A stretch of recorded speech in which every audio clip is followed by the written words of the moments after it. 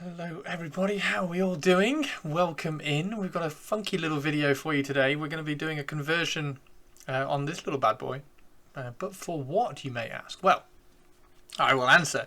I have a Middle-earth strategy battle game, Lord of the Rings gaming night coming up, which is a friend of mine is organising it, and it's a Halloween-based Lord of the Rings game. And one of the models which I want to be using in this Halloween Middle-earth strategy battle gaming night is this kind of looks like a giant bat. It's not. He's a demon from the underworld. It's Gulavhar, the Terror of Arnor. Now this is a model which Games Workshop released a long time ago. It came out in metal. I think it came out in Finecast as well. And you can't get it anymore. Now he is very, very good in the game. That's not why I'm taking him. He's very, very good in the game, and as such, he holds quite a high second-hand market value kind of thing. So to spend the amount of money that he is on eBay and such, it's a bit of a shame because the sculpt is pretty bad. The face is kind of grunky. Like the body's all right. You could paint the body up quite well. The wings are like whatever, and like the claws and everything. The details just isn't there. So there's a lot of people who have been converting these up over the years. And recently, with the Cursed City models which came out, this one in particular, which we're going to look at, is a popular favourite. So rather than spending X amount of money on eBay for this model, I thought I would convert one up for this gaming night. And this is the model I'm going to be using. Now, it's pretty. I think everybody's going to recognise the model. It's pretty infamous. It's the one from Cursed City. I can't remember his name. It's something like Vascaria or something. But yeah, so this is the model which we're going to use. Unfortunately, he is supposed to be a vampire bat, so he looks like a giant Age of Sigmar vampire bat. Age of Sigmar just kind of squashing and tweaking all the aesthetics and proportions and everything, and doing what they like. And sometimes they hit a cracker, and sometimes they don't. This one's all right. This one's okay. However, there's a few things that I want to change to make it fit the proportions and the aesthetic which I have in my head for Gulavhar. So one of the things that we want to do is I want to change the head. So the head here is, I mean, that's quite obviously a vampiric bat head. Now that's not really going to work for a demon of the underworld. It doesn't want to look, it looks a bit too bestial for me, a bit too beastie. So what we're going to do is we're going to swap the head out for something a little bit more demonic, which is the new Demon Prince head. And straight away, I think that looks better. I think that looks great. And also the scale of that, because that's got such fine details, such fine and clear details on it, I think that fits Middle-earth as well. Middle-earth being the kind of the smaller scale. And the other thing that we want to do is, if you look at the length of the upper arm here compared to the length of the forearm is so long. It's absolutely elongated, and then you've got these long hands on here as well, so this forearm just looks too long for me. And I know it's supposed to be demonic and whatever, but I just want to kind of shorten these up. So we're going to take a chunk out of the forearm here, shorten that up a little bit, and I also want to remove some of these wings. So we've got some wing bits in here, in between the elbow on both sides, and a little bit on the outside here. I might leave these ones, I'm not sure. There's going to be a lot of kind of cutting and cleaning up involved. I don't know whether it's going to be worth doing this little bit here. Also there's a lot of fur here which would need a lot of tidy up, so we might leave these bits on, but I do want to take these bits off. So I think they'll be quite easy. You can just kind of trim those off and then match up the muscle structure. And then the only other thing that we want to do is I want to remove the tail, because it's a furry tail, because it's a vampire bat, and so I want to remove that and give it a bit more of a demonic tail, which is dead easy. You just grab like a tail from, I don't know, anything Slaneshi will have a bit of a nice curly demonic tail, which will be fine. Now the wings I'm using, I'm not going to spoil it, but I have got some really, really cool wings coming. A friend of mine is sending me the wings, thank you very much. And yeah, I'm going to be putting those wings on. Now I don't quite know where they're going to fit or how they're going to kind of fit in logistically, and like where they're going to sit, One of the other things that I wanted to do was kind of remove a little bit of this fur on the back. I think there's a little bit too much fur on him for my aesthetic in my head. I don't mind like chest hair and like the hair down here. That's absolutely fine. A bit of pubic hair down the bottom. That's absolutely fine. The arms, you can kind of live with that a little bit. I might remove these again. It's going to depend on how much cutting I'm kind of willing to do. Yeah, so this is going to be the idea, and then the wings are going to be obviously coming up above his head as well.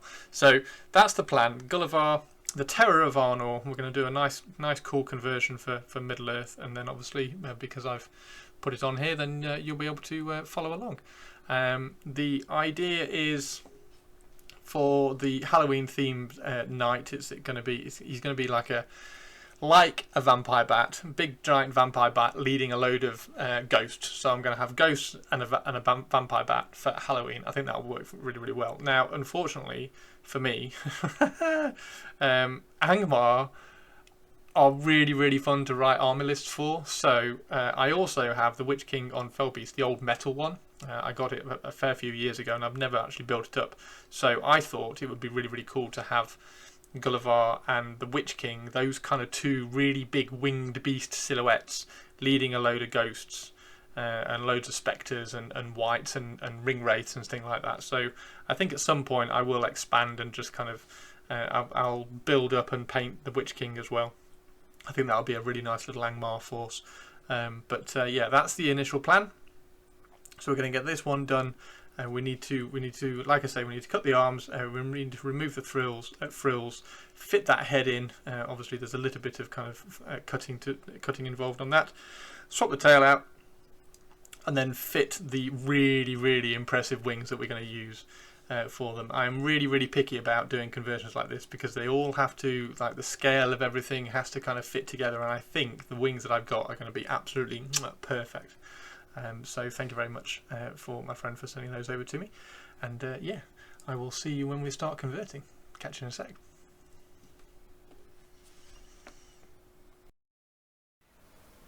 Okay, this is where the fun begins. So we're going to start off shortening the forearms. Now you don't have to do this.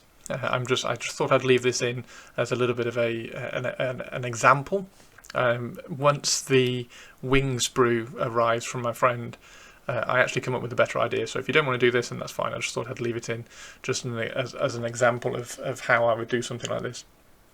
I always try to mark out the cut for things like this. Anyway, I'd like to mark out the cut because I couldn't quite decide where it needs to be.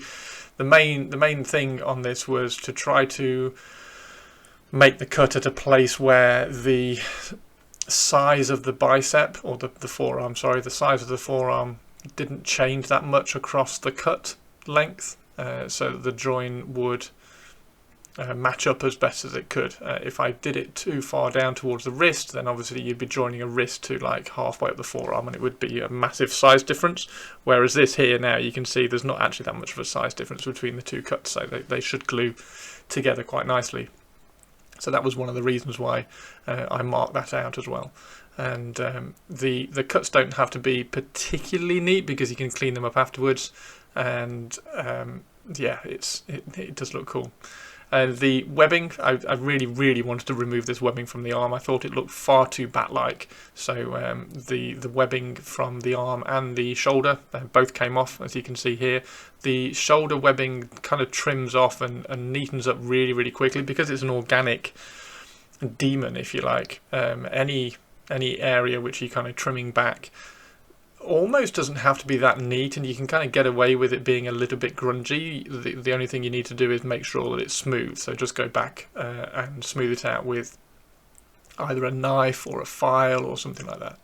And then the same with these joins. So the glue that I use is absolutely fantastic, but it does, if you have a very, very good kind of crisp join, it's absolutely brilliant and it will hold forever. So I just made sure that the forearm was a good flat join, ready for joining it together. Add a little bit of glue onto that, squeeze them together, and there we go. Job's a good one. Yeah, the glue I use is fantastic. It's one one of my one of the things that makes these kind of conversions very, very easy to do. Trimming up, so this is the kind of cleaning up the webbing, and one of the things that I was trying to do on this one, as you will notice on some occasions, is that I'm running the blade, running the knife, the tip of it, just like that there, along the length and along the same orientation as the fur and the hair that's already on the chest. And that'll be the same principle as when you're kind of painting the fur. If you paint along that direction, then it will kind of blend in a little bit easier. And there you can see getting in the shoulder as well, and just fading that into the muscles of the shoulder. All of this can be filled and tidied up a little bit afterwards as well, but it's very, very easy and kind of quick to do. It's quite cool.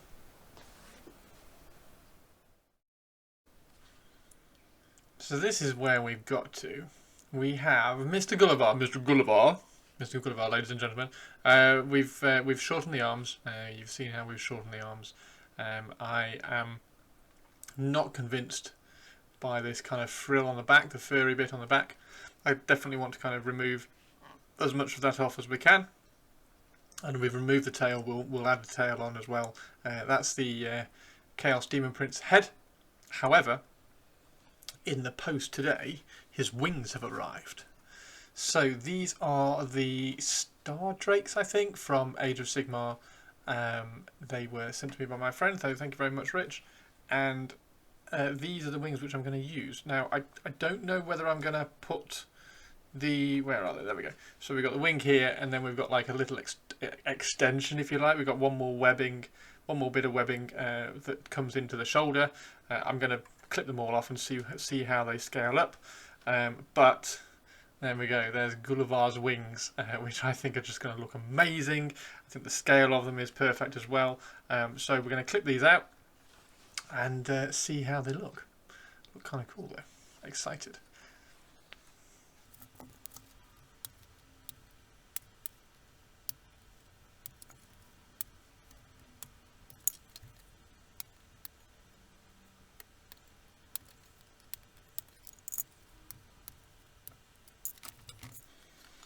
Here we go.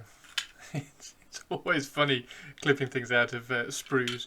You've got to kind of, especially on camera, you've got to kind of break your wrist to try and keep everything in shot. Anyway, here we... Oh my word, these are going to look so awesome. Okay, yeah, they're just going to look amazing. We are... There we go. I think we're definitely going to put those on there like that, so it's going to be... Which way is it? It's that way, isn't it? Yeah, they're going to look cool. We're going to remove this shoulder here. That's looking a little bit chunky. I want this slender bit here to slot in and slide into his back. Yeah, they are just going to look cool. They're going to look amazing. They're going to look awesome. We love it. I don't think we want to put them in just as normal like that. I think they want to go. Yeah. Right. So the next thing I want to do. So we'll glue these in. We're going to trim off this bit of the shoulder here, so that this just goes kind of slots in, and then I think what we need to do is remove all of this fur, so that we can kind of do some just a little bit flatter. I don't like that peak of fur on his back, so we'll remove that. We will get the wings glued on and kind of positioned up and see how they're going to look. There we go.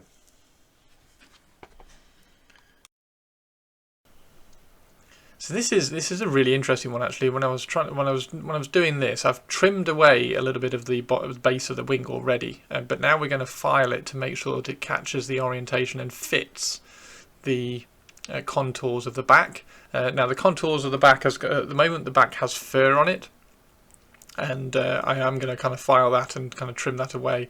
That's just dead easy. Just run a file over the fur, it falls off like nobody's business because it's very, very thin. But after that, you just get a big file or a knife, or you just got to go very, very slowly. Keep showing it up to the model like this, so that you can see which areas need kind of trimming away and neatening up. But one of the things that you will notice is, because the back is concaved, you will need to trim away the inside of the wing, because at the moment it's the inside of the wing which touches the back first, and whereas you want the whole surface of this base of the wing to hit the back so that the glue can take. So just kind of trim away very, very slowly. Just take away some of the centre of that base of the wing, and then we're going to flood it with some glue. I actually do this twice because I don't quite get enough glue on the first time. It doesn't really take, but you can see now that the contours kind of fit. I've already got one side on, and then it's just a case of lining up the front muscle. So the front shoulder of the wing just needs to line up with the front shoulder of the other one, just like that. And then we're going to hold it in there for a little while and run some glue down the join, just like that. Now, one trick that I love doing with this glue, and you've seen, I'm sure you've heard about sprue glue, where people put little bits of sprue into the Tamiya thin. I don't like doing that because it just makes gunk. I prefer doing this.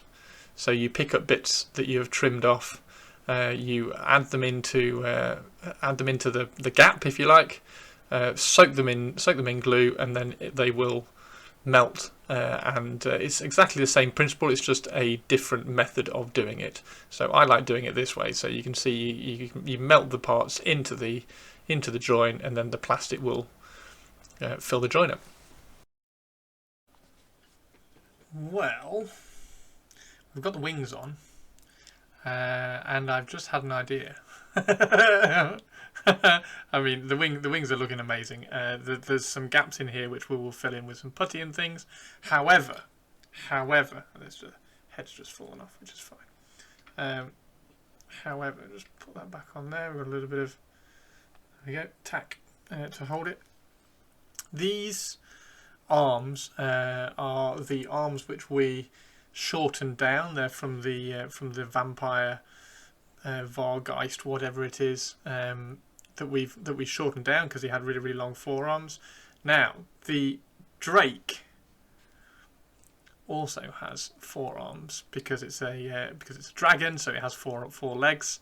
And I was wondering what it might look like, because these look a little bit more demonic. They look a little bit more like demonic claws, demonic hands, a bit more than these do. These literally, with the webbing and everything, I think they do look a little bit like a bat. I mean, if I didn't have the option, they'd be fine. I think they look great. However, because I now have the option to swap them for these, I am so tempted. So I've done one, and I think they look great. Yeah, I think they look demonic. I think they also tie in really well with the fur on the torso and then the scales on the limbs. So you got the scales on the limbs on the wings, and then the scales on the limbs down here as well. So what we're going to do is just going to very, very quickly show you how I did that. It's dead easy. We have an elbow down here. When you want to make the cut, you want to make a cut. I'm going to do a very, very rough cut, but you want to make the cut nicely far away from where you want. So if I want the cut to be, if I want to cut here, then I want to, particularly if I'm using clippers, I want to cut away from it. So I want to come right up to this top scale here and include the elbow. I always try, whenever I'm doing cutting like this, I always try and include the elbow on both sides, because then you can trim whichever side you want. So and also this has got it's hollow, so you can kind of cut it quite easily because you can put your clippers into the arm. So we're going to just cut above the elbow there, clippity clip, and then we'll cut above the elbow here, and try and keep on that scale, and then just snap it off. So that's that. And then what we'll do is we'll show it to this here. There we go.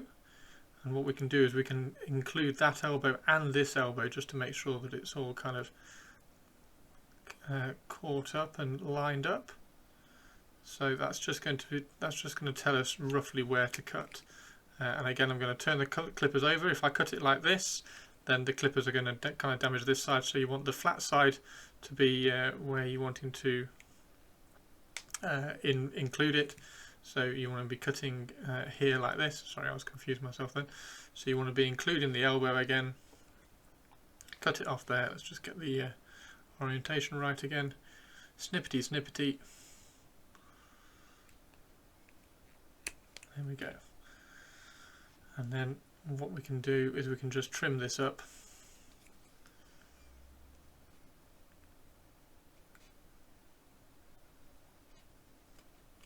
Trim that up very quickly. And then that will sit on there rather nicely like that. Obviously we're going to trim off some of this. We're going to get some files and just make it so that it fits nicely, and then that can be its right arm. So there we go. Right, I will get to that now. Well, here it is, all glued together. As you can see, there's some bits and gaps, which is fine, because we're going to kind of sculpt over that in a little while. So I did cut and glue these forearms on here, so we've made a cut above the elbow, like I said, and then we've glued the head on as well. The head sits straight on. Just fill the joint with glue, tap it in there, and he sits quite nicely. We've got some bits here to fill in on the neck. And then the big bit of sculpting we're going to have to do is around here, around the join of the wings, but I kind of knew that anyway. I flattened out, as you saw, flattened out a lot of the back so that he hasn't got the spine of hair. But what we're going to do is we're going to kind of take advantage of all this fur, and when we sculpt and we put some green stuff and putty in here, we're going to kind of bring the fur up so that it comes over that gap and kind of joins it all up. And because this is all going to get painted, it's like a demonic demon from the underworld. It's the same with these joins as well. You're not going to be able to see those joins once it's all painted. It'll be absolutely fine. So yeah, we're going to bring the fur up over these joins just to kind of blend it all in, and that will all be fine. And then he's going to sit on his base here. So this is a part of the Cruel Boy ruins which I showed. So he's going to sit on the base there like that. Now he is a little bit taller than Gulavhar himself. I think Gulavhar is 15 centimeters tall, and this is 17 centimeters tall. So he's 2 centimeters taller, and then I'm going to put him on a base as well. So he's going to be about 4 centimeters taller. I could put him on the base just normally like this somehow, but I quite like adding him onto a base like that. He is, however, shorter than the Metal Witch King on Felbeast, which I've got. So the Metal Witch King, sorry, I got hiccups. The Metal Witch King comes up to about here, and then obviously he's going to have his wings up around as well.